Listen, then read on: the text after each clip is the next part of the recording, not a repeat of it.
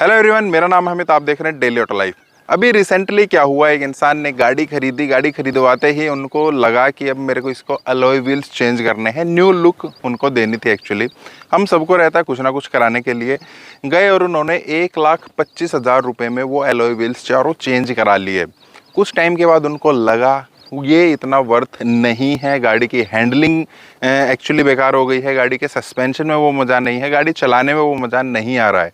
उन्होंने वो वाले टायर्स जो वो एलॉय व्हील्स लगवाए थे वो उतारे, अपने पुराने वाले चढ़वाए। अब उनको मज़ा आ रहा है, लेकिन वो 1,25,000 रुपये जब भी वो देखते हैं ना उन टायर्स को, वो याद आ जाते हैं और वो अपना माथा पकड़ लेते हैं। बहुत सारी चीज़ें ऐसी हैं जो मैं टाइम टू टाइम बताता रहता हूं, तो आज थोड़ा सा सम अप कर लेते हैं। कौन सी वो चीज़ें हैं जब हम नई गाड़ी खरीदते हैं उसमें ध्यान नहीं रखते हैं और कुछ ज़रूरी चीज़ें छोड़कर और जो गैर ज़रूरी चीज़ें हैं ना उनके ऊपर पैसा लगा देते हैं। पैसा भी जाता है, गाड़ी का मज़ा भी जाता है और हम पछताते भी हैं। सबसे पहले हम एसेसरीज़ की ही बात कर रहे हैं। कुछ इस टाइप की एसेसरीज़ हम लगवा लेते हैं और इम्पोर्टेंट छोड़ देते हैं। आपको ये चीज़ समझनी पड़ेगी, जो चीज़ कंपनी दे रही है वो R&D के बाद ही लगाई जाती हैं। कंपनी में जो चीज़ फिट हो जाती है, जो उनके प्लांट पर फिट हो जाती है, वो चीज़ कोई भी दुकान वाला जो रोड साइड दुकान कर रखी, कितनी भी बड़ी दुकान है, वो चीज़ फिट नहीं कर सकते हैं। हम टच स्क्रीन बाहर से लगवा लेते हैं, वो चीज़ आपको कभी नहीं मिल पाएगी। और आजकल तो इतनी ज़्यादा टच स्क्रीन वगैरह चली हुई है कि हम सब कुछ उसी में चाहते हैं। फिर कुछ ना कुछ गाड़ी में प्रॉब्लम हो जाती है, उसकी वजह से गाड़ी ख़राब भी हो सकती है, वारंटी तक नहीं मिलती हैं। लाइट्स चेंज करवा लेते हैं, हेलोजन बल्ब की जगह हमने LED लगवा ली, HID लगवा ली, पता नहीं क्या कुछ लगा देते हैं। अगर हल्की सी भी वायर में कोई भी दिक्कत होगी ना, बेशक वो कपलर टू कपलर लगा है, अगर वो वायर उस ग्रेड की नहीं होगी, कोई नहीं ध्यान रखता है। अगर थोड़ी सी भी गाड़ी में कहीं पर कोई आग वगैरह लग गई तो आपको कुछ भी नहीं मिलेगा, इंश्योरेंस में क्लेम नहीं मिलेगा, वारंटी नहीं मिलेगी। लाखों की गाड़ी खड़ी खड़ी जल जाती है, लेकिन होता कुछ भी नहीं है। तो ये चीज़ हमें ध्यान रखनी पड़ेगी। इवन जो फैक्ट्री फिटेड है ना, सेम कंपनी की गाड़ी आप अगर किसी वर्कशॉप में लेकर जाएंगे, उनके ऑथराइज वर्कशॉप में, वहाँ पर भी वो वाली फिटिंग नहीं दे पाएंगे। जहाँ पर हमेशा, मान लेते हैं हम टाटा की बात कर लेते हैं, टाटा में आपने मान लीजिए टच स्क्रीन आपने लगवाई है जो कंपनी फिटेड आई है, सेम टच स्क्रीन अगर आप किसी शोरूम से लगवाते हैं, मतलब वर्कशॉप से लगवाते हैं, जो उनका सर्विस स्टेशन होता है, वहाँ पर भी वो वाली फिटिंग कभी नहीं आ पाती है जो कंपनी फिटेड आती है, जबकि वो हमेशा टाटा की गाड़ियों का काम करते रहते हैं। और आप सोच रहे हैं आप किसी XYZ दुकान पर जाएंगे जो हर एक ब्रांड के लिए काम करते हैं, वहाँ पर आप एक ऐसा म्यूज़िक सिस्टम, एक ऐसी टच स्क्रीन लगवा लेंगे जो उस गाड़ी के लिए बनी भी नहीं है, डिज़ाइन नहीं हो रखी है, बट स्टिल आप लगवा लेते हैं और आप चाहते हैं कि वो वाली चीज़ में मिल जाएगी, नहीं मिलती है। तो जो भी चीज़ कंपनी ने दी है वो चीज़ यहाँ पर रखी है। बहुत सारे लोग क्या सोचते हैं हम बेस वेरिएंट लेंगे, उसमें ये करा लेंगे वो करा लेंगे, क्योंकि टॉप वेरिएंट में और बेस वेरिएंट में 4 से 5, 6, 7, 8 लाख रुपए का फ़र्क आ रहा है।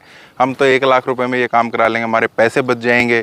चांद तारे लगवा देते हैं छत पर, मतलब रात को तो निकल कर शायद ही कभी देखा हो आसमान की तरफ कि यार कैसा दिखता आसमान, लेकिन अपनी गाड़ी में हमें तारे चाहिए। वो चीज़ मत कराइए, सनरूफ के पीछे भाग लेते हैं। इसके बजाय आपको क्या कराना चाहिए, देखिए इंपॉर्टेंट फीचर्स क्या हैं। एक तो आप कोशिश कीजिए आप म्यूज़िक सिस्टम जो कंपनी से प्री इंस्टॉल्ड आता है ना, वो वाली गाड़ी लीजिए, क्योंकि म्यूज़िक सिस्टम हर कोई चाहता है अपनी गाड़ी में। आफ्टर मार्केट लगवाते हैं, कंपनी फिटेड लीजिए, थोड़ा पैसा ज़्यादा लगता है लेकिन वो वर्थ होता है। उसके बाद आप टायर्स पे पैसे मत लगाइए। TPMS, tyre pressure monitoring system, उसमें कोई वारंटी वॉइड नहीं होती है। मैं अपनी गाड़ी में 3 साल से यूज़ कर रहा हूँ, JK टायर की तरफ से आते हैं, बहुत ही बेहतरीन है। वीडियो का लिंक आपको मिल जाएगा डिस्क्रिप्शन में, किस तरीके से क्या काम करते हैं, बहुत ही बेहतरीन है। टायर इन्फ्लेटर आप लीजिए, कभी अब अगर ज़रूरत पड़ती है तो हवा वगैरह कम हो जाती है, इमरजेंसी में आपको काम आएगा। टो हुक लीजिए, गाड़ी फंस जाती है, आपकी है किसी और की है, किसी को भी काम आ सकता है। जंपर केबल, किसी की भी बैटरी कभी भी डाउन हो सकती है गाड़ी की, हमने लाइट ऑन छोड़ दी, जब आए 2-3-4 घंटे के बाद पता लगा बैटरी डाउन, अब क्या करेंगे। जंपर केबल होगी, फटाफट आप काम करेंगे। छोटे छोटे हल्के हल्के पैसों की चीज़ें हैं, लेकिन बहुत ही काम की चीज़ें। तो इन चीज़ों पर पैसा लगाइए ना, वो अननेसेसरी पैसा लगाने का कोई फ़ायदा नहीं है। दूसरी चीज़ मैंने देखा है, सेफ्टी को लेकर आज भी बहुत सारे लोग जो हैं जागरूक हो गए हैं, लेकिन स्टिल काफ़ी सारे लोग हैं जो सेफ्टी को लेकर भी थोड़ा सा ढीला ढाला रवैया बरतते हैं। आपने बेशक लाखों की गाड़ी ली है, करोड़ों की गाड़ी ली है, लेकिन बाई चांस अगर वो सेफ़ नहीं है, उसका एक्सीडेंट हो जाता है, उसमें अगर कोई दिक्कत हो जाती है, मतलब कोई जान माल की हानि हो गई, तो क्या करेंगे उस गाड़ी का। मुझे तो आज तक ये चीज़ नहीं समझ में आती है। एक टाइम पर परफॉर्मेंस, फीचर्स, गाड़ी को लेकर सीटिंग चाहे कुछ भी है, हर चीज़ में कॉम्प्रोमाइज़ किया जा सकता है, लेकिन आप खुद ही बता सकते हैं क्या किसी की जान के बारे में कॉम्प्रोमाइज़, सेफ्टी के बारे में कॉम्प्रोमाइज़ किया जा सकता है? आप अपने घर वालों को, अपने बच्चों को, अपने माँ बाप को खुद एक ऐसी गाड़ी में बैठना चाहेंगे जो अनसेफ है? दो गाड़ी मान लीजिए आपके सामने दो खड़ी है, एक ये खड़ी है, एक ये खड़ी है, सेम प्राइस की है, दोनों ठुकने वाली है, आपको पता है इसमें मरने के चांस ज़्यादा है, इसमें मरने के चांस कम है, तो आप कौन सी गाड़ी में बैठना पसंद करेंगे? बस जिसमें आप बैठना पसंद कर रहे हैं ना, वही खरीदिए। सबसे पहले ये चीज़ देखिए सेफ्टी को लेकर। और मैं ये नहीं कह रहा हूँ कि मारुति अनसेफ है, मारुति के पास भी सेफ़ गाड़ियाँ हैं, ब्रेजा है उनके पास, ग्रैंड विटारा है उनके पास, वो भी सेफ़ गाड़ियाँ हैं। बहुत सारी कंपनी हैं जो सेफ़ गाड़ियाँ बनाती हैं, और उन्हीं कंपनीज़ में कुछ ऐसी गाड़ियाँ हैं जो अनसेफ हैं। कोशिश कीजिए आप उनको अवॉइड कर दें। तीसरा बहुत ही इंपॉर्टेंट फैक्टर है जिसकी वजह से आपकी पूरी की पूरी गाड़ी की जितनी लाइफ है ना, पूरी की पूरी लाइफ पर फ़र्क पड़ जाता है, एक्चुअली सत्यानाश हो जाता है।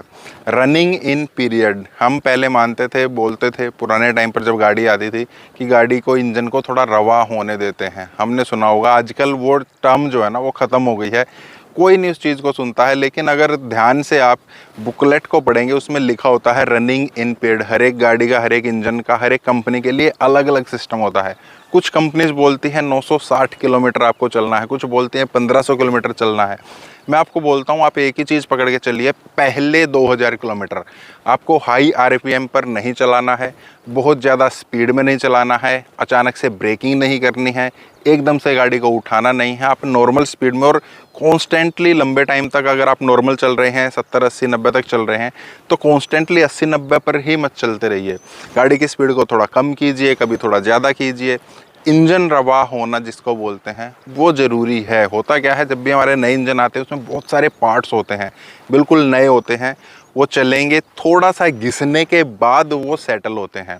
और अगर आप उनको एकदम से हाई ड्राइव कर देंगे, एकदम से आप उनको घिसेंगे, नए नए पार्ट होते हैं, अच्छी तरीके से लुब्रिकेट हो ना हो, वो अपनी परफॉर्मेंस ऑप्टिमल कर पाए नहीं कर पाए, सेटल हो पाए नहीं हो पाए, थोड़ा बहुत कोई मेटल आपस में रगड़ कर, घिस कर, बहुत सारी चीज़ें होती हैं जो ठीक होनी होती हैं।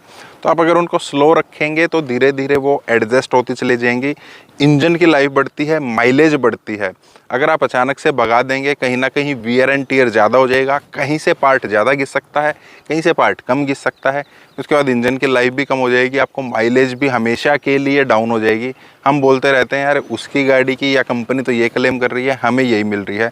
रनिंग इन पीरियड आज भी ज़रूरी है, कंपनीज देती हैं अपनी बुकलेट में, आप उसको पढ़ेंगे तो आपको पता लगेगा। और चौथी चीज़ जिस पर बिल्कुल ही नहीं ध्यान देते हैं वो होता है इंश्योरेंस। बेशक रिन्यू के टाइम पर है, बेशक नई गाड़ी खरीदने के टाइम पर है।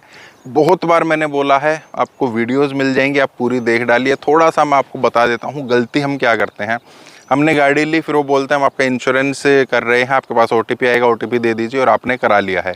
या बहुत बार हम ऑनलाइन सर्च करना शुरू कर देते हैं, आजकल हमें पता है, वहाँ पर हम देख लेते हैं इस कंपनी का इतना ज़्यादा है, इस कंपनी का कम है, तो ये कम वाला क्यों नहीं कर देते हैं। सबसे पहले तो आपको उस जहाँ से आप गाड़ी ले रहे हैं, आपको बार बार उसी सर्विस स्टेशन में आना है। बाई चांस एक्सीडेंट हो जाता है तो भी आपको कौन से सर्विस स्टेशन पर जाना है, वहाँ पर आप पता कर लीजिए। अगर मैं बाहर से इंश्योरेंस लूँ तो मुझे कैशलेस मिलेगा क्या? बहुत बार क्या होता है, हम टाटा की फिर से बात कर लेते हैं, हर एक कंपनी के साथ ऐसा ही है, चाहे मारुति कोई भी है, वो क्या करेंगे, मान लेते हैं मारुति ने या टाटा ने कोटक के साथ या एचडीएफसी के साथ उनका कोलेब्रेशन है। अगर आप एचडीएफसी का इंश्योरेंस टाटा के थ्रू लेंगे तो आपको हो सकता है उनके सर्विस स्टेशन पर कैशलेस क्लेम मिल जाए। अगर आप एचडीएफसी का ही बाहर से लेंगे तो हो सकता है आपको कैशलेस क्लेम ना मिले। कितनी बड़ी परेशानी हो जाएगी। मान लेते हैं आपकी गाड़ी काफ़ी ज़्यादा ठुक गई है, लाखों का क्लेम आ गया है, पहले आपने बाहर से करा रखा है इंश्योरेंस, आप वहाँ पर जाएंगे, वो बताएंगे आपके 1.5 लाख रुपए का क्लेम है, 1.5 लाख रुपए आप टाटा में जमा कराइए, फिर आपको वो बिल देंगे, फिर आप कंपनी को जमा कराएंगे, वहाँ से वो थोड़े बहुत आपके पैसे काट ले या ना भी काटे, पूरा आपको दे दे, लेकिन परेशानी तो हुई ना। दूसरा, आपने एचडीएफसी का ही करा रखा है, थोड़े ज़्यादा पैसे में हम मान सकते हैं आपने वहाँ से कराया है, बाहर से आपको 10,000 रुपये सस्ता मिल रहा था, यहाँ से आपको 10,000 रुपये महंगा मिल रहा है, थोड़ा सा आपने डिस्काउंट ले लिया, 5,000 रुपये महंगा फिर भी आपको लग गया। लेकिन आपकी गाड़ी ठुक गई है, आप कंपनी में लेकर गए, वहाँ पर आपने खड़ी कर दी है, जो भी कोई खर्चा आपने सिर्फ 1,000 रुपये फाइल चार्ज दिए, और चाहे 1 लाख है, 1.5 लाख है, 2 लाख है, 5 लाख है, आपको कोई टेंशन नहीं है। कहीं पर आपने पैसे नहीं जमा कराने, कहीं पर आपको बिल नहीं लेने, कहीं दोबारा नहीं जाना है, वो भाग दौड़ से आप बच जाएंगे। कितनी बड़ी चीज़ है ना। तो इस चीज़ पर हम बहुत ज़्यादा मतलब नेग्लेक्ट करते हैं बाहर से इंश्योरेंस लेने में। और अगर कंपनी में भी लेते हैं तो वहाँ पर हम ये नहीं देखते हमने इसमें कोई एड ऑन लिया है नहीं लिया है, जो उन्होंने कर दिया है बस कर दिया है, उसमें कोई ज़्यादा ध्यान देते नहीं है। बल्कि इंश्योरेंस में ना बहुत सारी चीज़ें हैं जो ध्यान देने की होती हैं। तो एक प्लेलिस्ट में डाल रहा हूँ डिस्क्रिप्शन में, वो आप पूरी देख सकते हैं। इंश्योरेंस की अलग अलग चीज़ें होती हैं गाड़ी में, वो सब आपको मिल जाएंगी। तो ये कुछ चीज़ें हैं, मेन चीज़ें हैं जिस पर हम ध्यान नहीं देते हैं। सीएनजी लगवा लेते हैं बाहर से, कितनी बड़ी ब्लंडर हम कर देते हैं। मतलब सीएनजी बाहर से लगवाना, जैसे आपने बाहर से सीएनजी लगवाई आपकी गाड़ी की वारंटी उसी टाइम पर वॉइड हो जाती है। बहुत सारे लोग ये भी सोचते हैं कि हम पहले 2 साल 3 साल जितनी भी गाड़ी की वारंटी है ना उसमें हम चला लेंगे, उसके बाद सीएनजी लगवाएंगे। लेकिन कंपनी पागल है क्या? उन्होंने कितनी रिसर्च डेवलपमेंट की होती है, किस टाइप से इसका इंजन ट्यून किया जाएगा, किस टाइप से इसके सस्पेंशन ट्यून किए जाएंगे, किस टाइप से बॉडी इसकी ट्यून की जाती है, किस टाइप से इंजेक्टर होते हैं, कौन सा इसमें सॉफ्टवेयर डलता है, बहुत सारी चीज़ें होती हैं। तब जाकर वो सीएनजी उसमें वो वर्क करती है। वो वर्क या वो सेटिंग आपको बाहर से कभी भी नहीं मिल सकती, चाहे आप कोई भी अपने आपको कितना भी बड़ा फन्ने का मानता हो, नहीं हो पाएगी। तो ये चीज़ें से आप बचकर रहिए, ऐसी गलतियां मत कीजिए जो आपकी गाड़ी की सेहत के लिए ख़तरनाक है। कुछ चीज़ें आप कर सकते हैं बाहर से, आप फुट मैट डलवा सकते हैं, कभी आपका ये मिरर टूट गया आप ये चीज़ चेंज करा सकते हैं, वो चीज़ें तो चल जाएंगी। लेकिन जो गाड़ी के स्ट्रक्चर के साथ या जो गाड़ी की वायरिंग के साथ, गाड़ी के इंजन के साथ दिक्कत करें या सेफ्टी के साथ दिक्कत करें, वो चीज़ें आप कभी भी मत कराइए। मैं तो यही बोलता हूँ। बाकी अगर आप कुछ और ऐड करना चाहते हैं इसमें तो आप कमेंट कर सकते हैं। इस टाइप के वीडियोज़ के लिए आपकी वीडियो को लाइक करना, चैनल को सब्सक्राइब करना। मिलता है नेक्स्ट में। Thank you, bye bye.